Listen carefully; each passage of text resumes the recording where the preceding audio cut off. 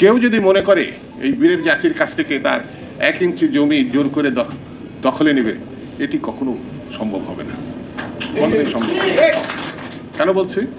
আমরা যা অর্জন করেছি সেটা আমরা সংরক্ষণ করার তাগত সৃষ্টিকর্তা আমাদের দিয়েছে, এটা আমি ব্যক্তিগতভাবে মনে করি।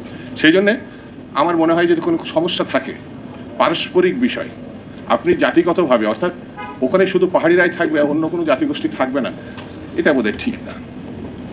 সম অধিকারের কথা, মানবিক মূল্যবোধের কথা, জাতীয় স্বাধীনতার কথা আমরা যদি স্বীকৃতি মানি, স্বীকৃত করি, মেনে নিই, তাহলে আপনার পাশের লোকটি যে জাতিগোষ্ঠী, যে ধর্মেরই হোক না কেন, পারস্পরিকভাবে গ্রহণ করতে হবে, পরস্পরকে গ্রহণ করতে হবে।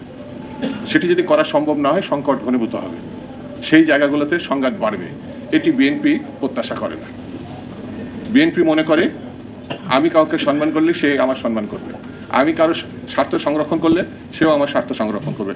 এখানে মুসলিম, খ্রিস্টান, বৌদ্ধ প্রসঙ্গটা আমরা আনছি না এই কারণে যে আমরা সবাই মিলে যুদ্ধ করে বাংলাদেশটাকে অর্জন করেছি। হ্যাঁ, অতীতের কথা, যুদ্ধকালীন সময়ের কথা যদি আমি আলোচনা করি, আমাদের কেউ কেউ তো পাকিস্তানের পক্ষে ছিলেন, তাদের লড়াইটা করেছিলেন পাকিস্তান রক্ষা করার জন্য। ওই ওই ওই জায়গাটায় পার্বত্য অঞ্চলের আদি কথা যদি নিয়ে আসি, তাহলে অনেক কথা এসে যাবে, সেটা আমরা আলোচনায় আনবো না। এই জন্যে আমরা শান্তিপূর্ণভাবে এখানে যে সমস্যাগুলো আছে সেই সমস্যাগুলো মীমাংসা করতে চাই।